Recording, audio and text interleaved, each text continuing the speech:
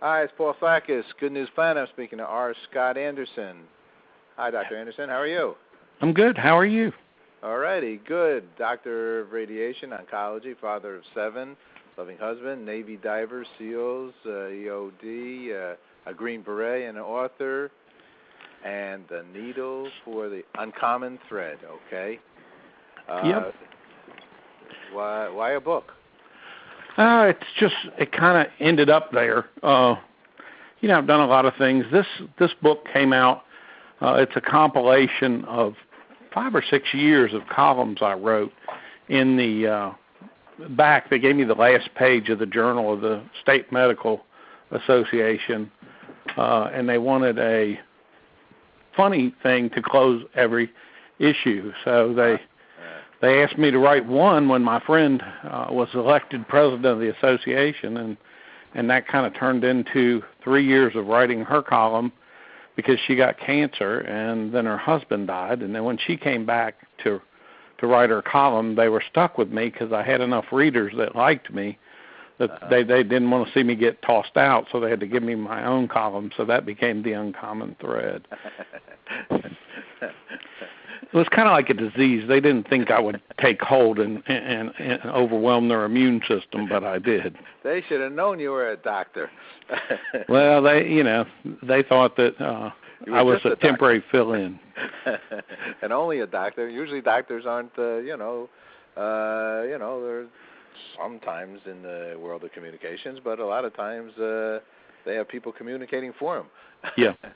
And for me, it's, I grew up dyslexic, so I learned to paint before I could write, and I couldn't read for a long time. And through painting, I learned to see the world in 3 dimensions. And once you could see the world in 3 dimensions, then you could find a way to read. But so because I read so late, I think reading and writing became somewhat of a treasure to me. That was something special. That is because I didn't have it when everyone else did. That's a bit. Where'd you grow up? I grew up on the Ohio-Kentucky border, and my father was a medical school professor, and he taught at different medical schools, and I kind of followed around the southeast as he went from Kentucky to Virginia to Alabama to Louisiana. Then I went in the Navy and spent 14 years in the Navy, and divided that between the East and West Coasts. So, I never really had one place that I was for a prolonged period of time until I came here. I came to Meridian for 1 year. I was just going to be in Mississippi for 1 year and then go get another job. Mm-hmm. And 20 years later, I'm still here.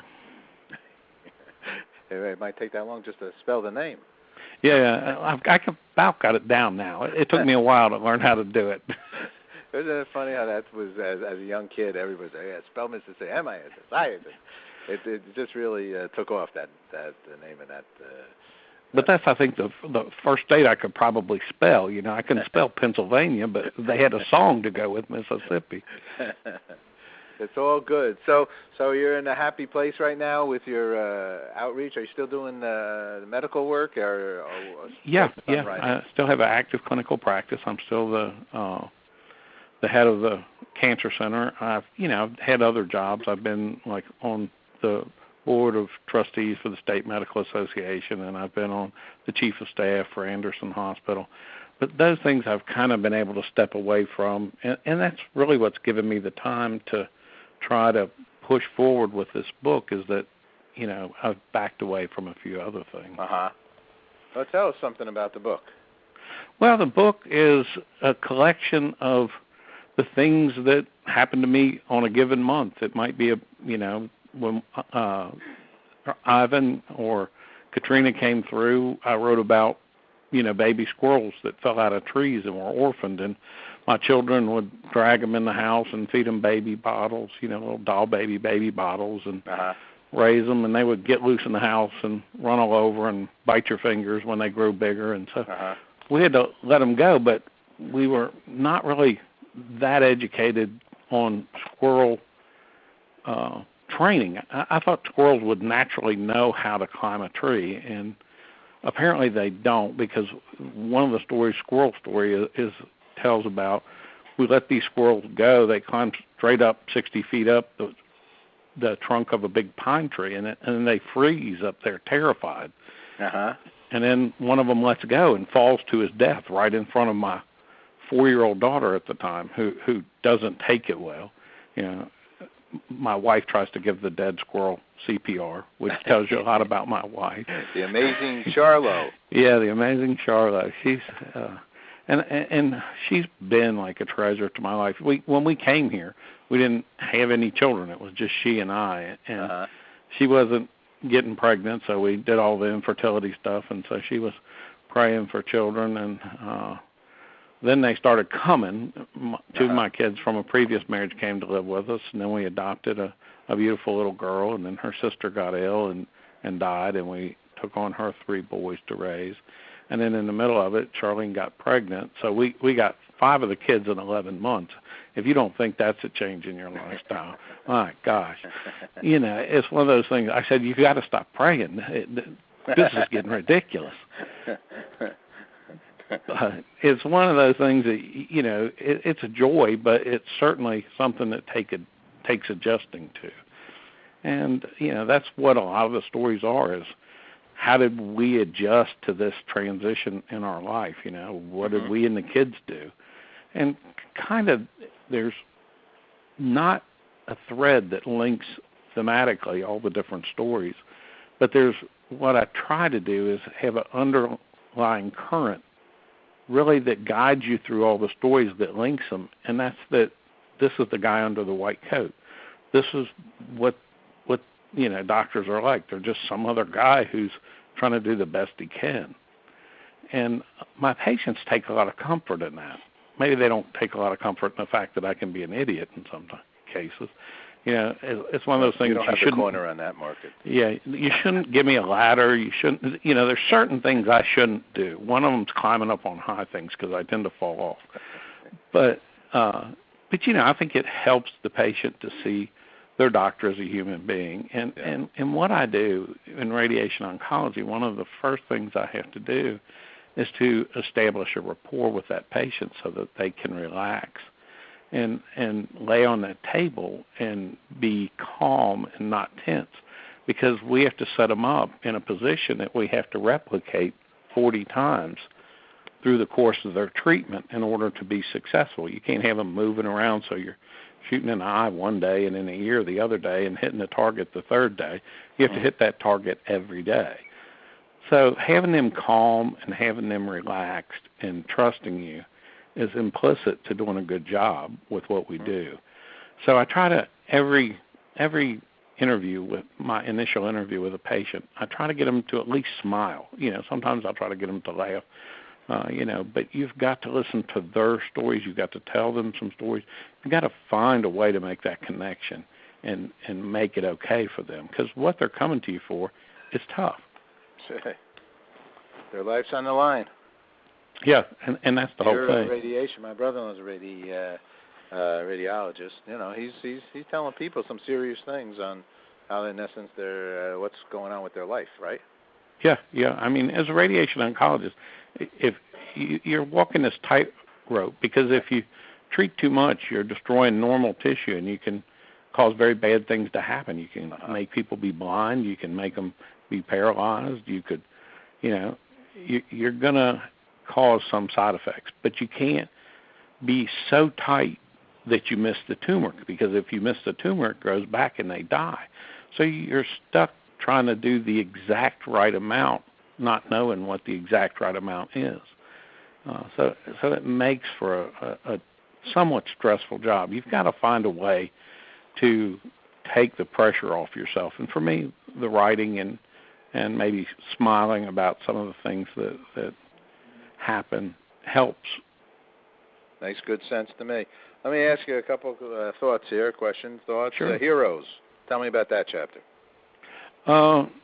He was a guy who, it's funny because you don't usually think of, you know, an obituary or a memoriam being in a book, but the guy this is written about was just a tremendous educator, and he was suffering from prostate cancer, and there would be days he wouldn't be able to get out of his car. His secretary knew that if he was late to go out in the parking lot to look for him, because he would be so exhausted and so much pain that he couldn't get out of his car to get in the building. So they'd bring him in a wheelchair, and in he'd go, and he would teach and he would learn, and he felt like every time he taught, he learned as much as he taught.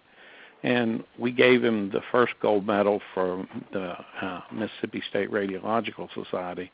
And, the last time I saw him, he got the medal, was very, very, I would guess you would call it nonchalant about receiving a Lifetime Achievement Award.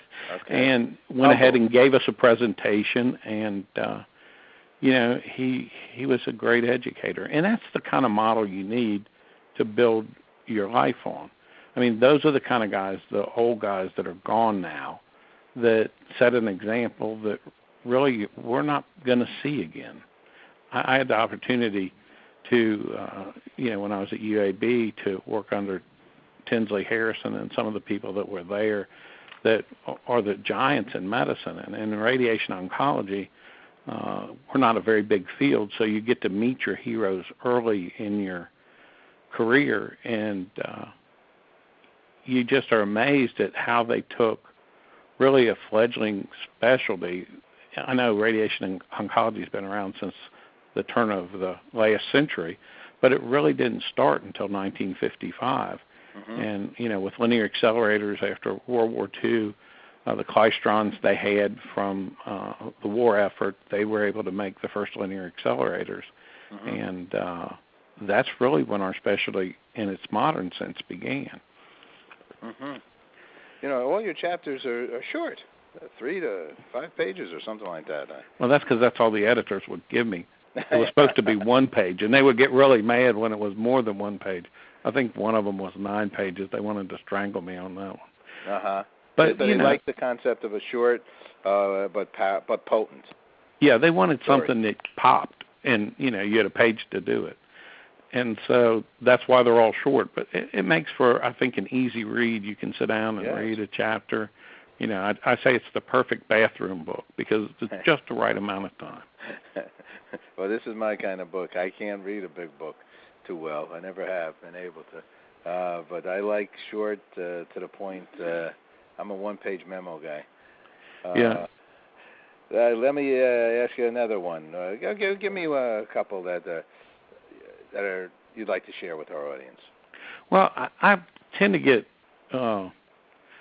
my favorite ones are the ones that I'm in the process of writing right now. Always, sure, So I'm going to tell you a story that I'm working on this week, and I think it'll be in the next book if there's a next book. But I call it the 30-foot water moccasin.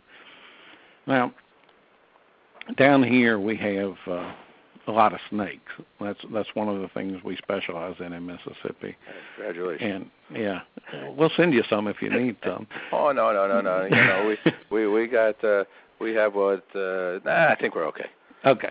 All right. So I was at the farm, and one of the things when you get that many kids in a short period of time, you have to come up with some disciplinary strategy, and to teach them to work together because they were always fighting because they didn't grow up in the same houses, but now they were stuck in the same house. I would make them do jobs together to teach them lessons. So this day we were clearing the driveway of our farm down to the cabin, and it's about a half a mile.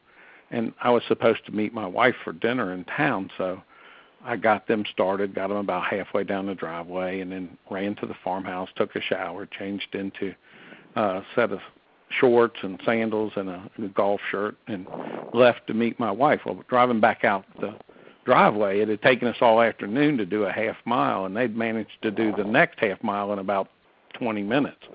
So you can tell they weren't doing a good job. So I was like giving them some instructions, and I step into the ditch with a pole saw, and suddenly I feel something going across my foot. And you look down, and it's a snake body about as big around as a Coke can, and just black as the ace of spades. So you know that that's a water moccasin because they're so fat. Even though I didn't see its head, you're convinced that that's a water moccasin.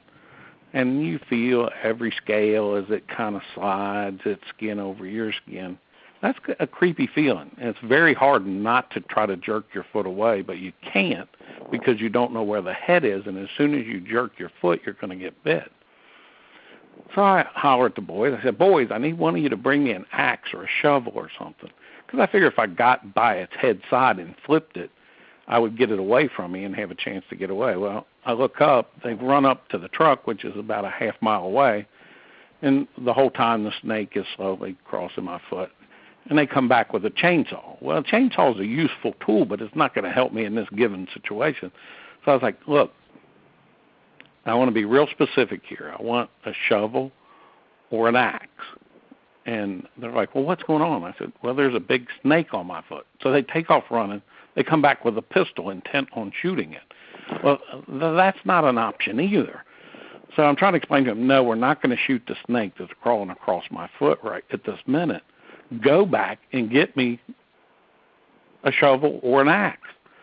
Well, by the time they've made this third trip to the truck, the snake has finally come to its terminus and is now exiting my foot. They say that time stands still in those situations, and I have no real way to judge the exact length of that snake, but from the time it took it to cross my foot, that son of a gun had to be 30 feet long. Oy. And that's the end of the story. But that's the kind of story. Another one that I'm working on. That's a good news story, though. The ending is good news. Give me one more, and I recommend, this is a great read, The Uncommon Thread. Give me another good one. Okay, there's another one that happened this week, and it'll make its way into a story. It's called Losing Mama. Now, my wife, she's a fairly independent woman, and she does things and makes her own appointments and things without much input from me. And she had decided that she was going to get some dental work done. It was going to be about a 3-hour procedure. And so she scheduled it. She didn't bother to tell me, so I didn't readjust my appointment schedule. But that morning when I got up, she said, can you drop me at the dentist's office, and I'm going to get this done, and you can come by on your lunch break and take me home. So I said, okay, that'll work. You just wait there, and I'll come back and get you. So I dropped her off, went and saw my consults as quickly as I could, came back to pick up my wife. She's not there. Really? I said to the lady at the front desk, where did my wife go? She said, I don't know. She got up and walked out kind of quickly, and she got in a dark car. Well, we have gold cars. We have silver cars. We don't have a dark car. So I said, you sure it wasn't a pickup? Because we had 2 black pickup trucks. She said, no, it was a car. So I was kind of, where's my wife gone? So I go home. Her mother's there at the house taking care of things, watching out for stuff. I said, is Charlene here? She said, no, I haven't heard from her. So my one daughter is 13, so I'm sure she didn't pick her up. My other daughter's away to church camp, so she didn't pick her up. My nephew Holton is supposed to be at the golf course getting ready for a tournament, so I didn't think that he picked her up, but I called him anyway. And so I said, Holton, did you happen to see Charlene? He said, oh, yeah, I went and picked her up at the dentist's office. I said, well, what did you do with her? Where is she? He said, well, she wanted to go to the gym, so I took her and let her out. I said, you let her out? Was she walking okay? And he said, no, she was fine. I just let her out and drove off. So, immediately I'm panicking. I drive to the gym, and she's sitting there on a chair, her head's kind of making a concentric circle because that's how loopy she is. So I sat down beside her, and I said, how are you? A real quiet little voice. She's like, oh, I'm good. So she's not good. And she said, who are those 4 girls out there on the mat with Maddie? I said, baby, the only person on the mat is Maddie. So from that, she's not good too. Right. So we finish up the gym workout. I pay the instructor at the gym and pick up my daughter. We actually try to get my wife up, who can't walk. We end up carrying her to the car, putting her in the car, and so we drive to go to Chick-fil-A to get some chicken sandwiches for my daughter. And my wife is looking real curiously at the door, and she's like, isn't that amazing that there are so many little twins there? It's like, no, baby, there aren't any twins here. These are just like normal kids. She's like, yeah, but there's two of every one of them. It's like, no, there isn't. So we bring her home, carry her home, put her to bed. She can't walk. She still has no memory of any of this ever happening. So I have to sit down and have a talk with my nephew. I know you're 17.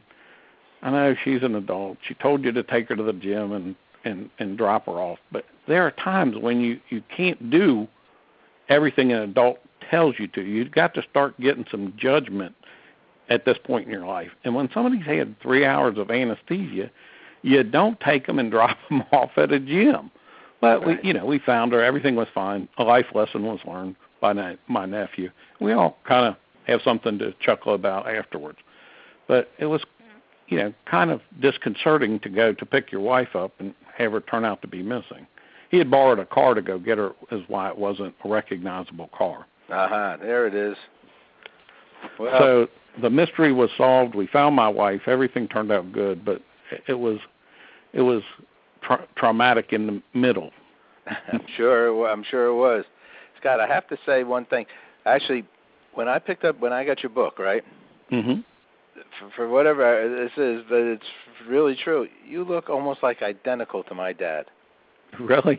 Really. You have the same facial features as my dad. Well, I'm glad you're descended from such a handsome man. I am.